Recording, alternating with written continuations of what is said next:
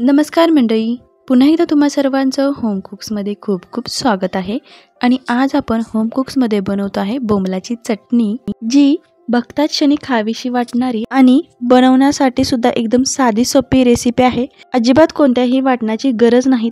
तर ही रेसिपी शेवटपर्यंत नक्की पहा, आवडल्यास ट्राय करून नक्की पहा आणि मला कमेंट बॉक्समध्ये नक्की सांगा तुम्हाला माझी रेसिपी आवडलेली आहे की नाही।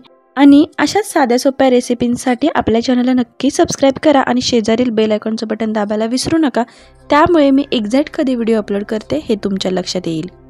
चला तर मग रेसिपीला सुरुवात करूया। त्यासाठी इथे घेतलेलं साहित्य आहे, इथे मी 7-8 बोंबील घेतलेले आहेत आणि ते मी छोटे छोटे साईजमध्ये कट करून घेतलेले आहेत।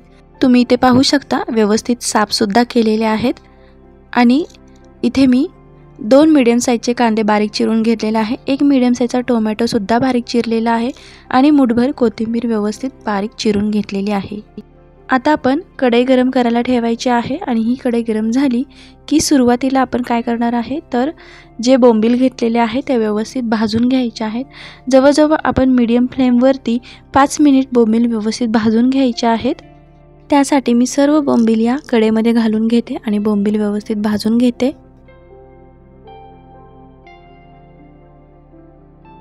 आता हे बोंबील भाजून झालेले आहेत। आता हे एका ताटामध्ये काढून घ्यायचं आहे आणि या ताटामध्ये गरम पाणी ओतायचं आहे आणि आपल्याला एक 10 मिनिट हे तसेच ठेवून द्यायचे आहेत। असेच बोंबील पाण्यामध्ये 10 मिनिट ठेवल्यामुळे एकसारखे मऊ होतात आणि पटकन शिजतात। यानंतर याच कढईमध्ये आपण 3 ते 4 चमचा तेल घालून घ्यायचं आहे। तेल गरम झालं की जो आपण बारीक बारीक चिरलेला कांदा आहे तो सर्व घालून घ्यायचा आहे आणि कांदा मऊ होईपर्यंत भाजून घ्यायचा आहे।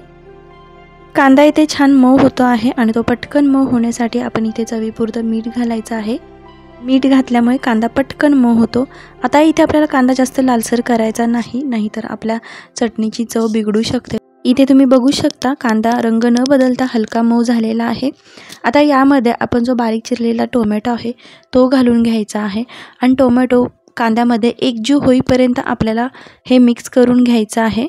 एकदम झटपट कांदा टोमॅटो मऊ होण्यासाठी अधूनमधून झाकण सुद्धा ठेवायचं आहे आणि अधूनमधून हलवून सुद्धा घ्यायचं आहे।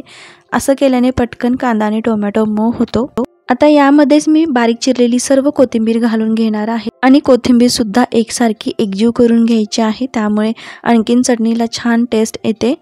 टोमॅटो कांदा कोथिंबीर एकजीव झाल्यानंतर तुम्ही इथे बघू शकता की त्यांना छान असं तेल सुटलेलं आहे। आता यानंतर आपण घालणार आहे अर्धा चमचा हळद आणि यानंतर आपण घालणार आहे लाल तिखट। तर मी इथे 3 चमचा लाल तिखट घातलेला आहे। तुम्ही तुमच्या तिखटाच्या हिशोबानुसार तिखट कमी जास्त करू शकता। त्यानंतर पुन्हा एकदा लाल तिखटला छान तेल सुटेपर्यंत आपण परतवून घ्यायचं आहे, साधारण 2 ते 3 मिनिट जातात।